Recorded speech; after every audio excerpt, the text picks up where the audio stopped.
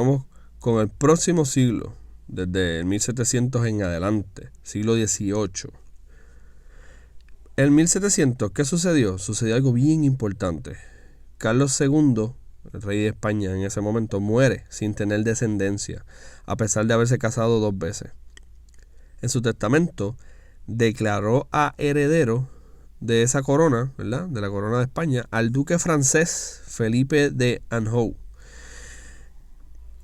Este era miembro de la familia Borbón, era de los Borbones de allá de Francia, era nieto de Luis XIV, ese es el rey Sol, es el rey, uno de los reyes más emblemáticos de la historia.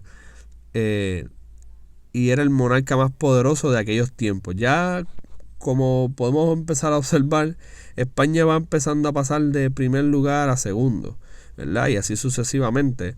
Y para colmo, entonces, el heredero de la corona de España va a ser un francés, que en el pasado, ¿verdad?, estos dos lugares tuvieron una historia bien larga de conflictos y guerras, a pesar de que muchas veces tenían familiares entre sí. Entonces eso hace que estalle la guerra de sucesión española entre el 1701 al 1713, finales, ¿verdad?, 14. Y esta guerra es bien importante porque esto sí que trastoca lo que está sucediendo acá en América y en Puerto Rico. En el 1701 la guerra de sucesión española se consiste de esto. Esta guerra enfrentó a Felipe de Borbón, que es el francés, con Carlos de Austria. La disputa era por poseer el trono de España cuando Carlos II muere en el 1700. Ahí tenemos a Felipe de Borbón en esta lámina que les puse aquí.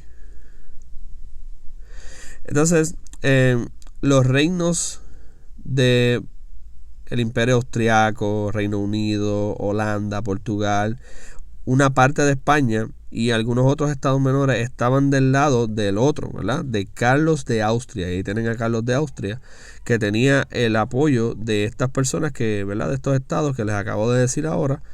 ¿Y el por qué? Bueno, el miedo de esas potencias europeas es que ¿verdad?, que esas potencias que les acabo de decir ahora, que se aliaron contra el candidato francés Felipe de Borbón, era porque temían que la corona española se uniera en el mismo trono con la de Francia.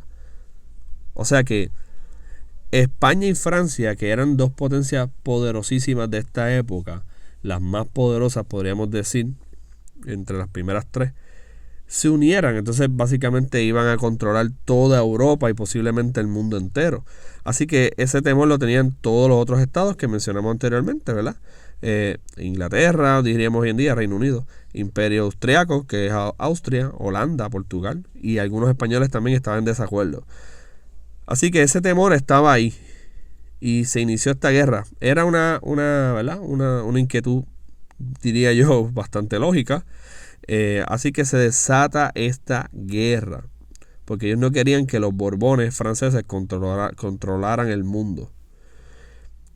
Entonces esta guerra culmina con la victoria de la Casa de Borbón, o sea, los franceses sí ganan la Casa de Borbón, y la aceptación de Felipe de Borbón por las otras potencias de Europa con la firma del Tratado de Utrecht, que impedía la unión, ¿verdad? Este contrato, esto que se firma aquí, eso que ven en esa foto, impedía la unión de las dinastías de Francia y España. Y a pesar de que eran familia, el trono de España y el trono de Francia eran familiares consanguíneos, no podían unirse en un mismo gobierno.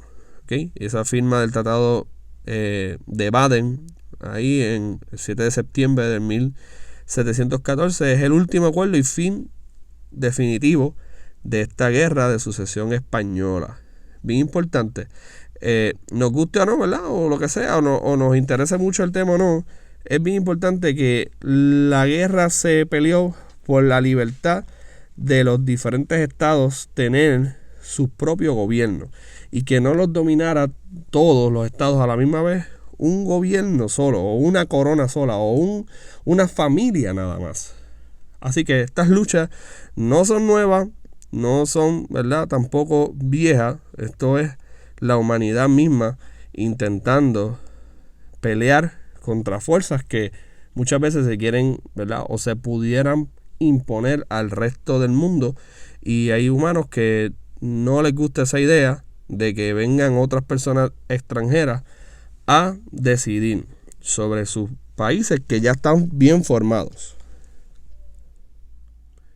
Y entonces, ¿por qué es tan importante discutir esta guerra que se dio en Europa y no se dio acá?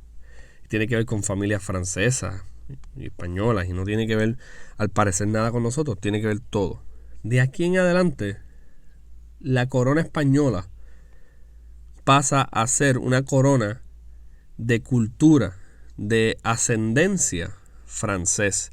Y las ideas que tenían la ilustración francesa, o sea, el pensamiento filosófico y cultural que tenían los franceses, que era diferente al de muchos españoles, no todos, pero algunos, entonces se transmite a través de la gobernanza de estos reyes, y muchas cosas van a empezar a cambiar acá, cultural y militarmente, y también un poco en lo económico.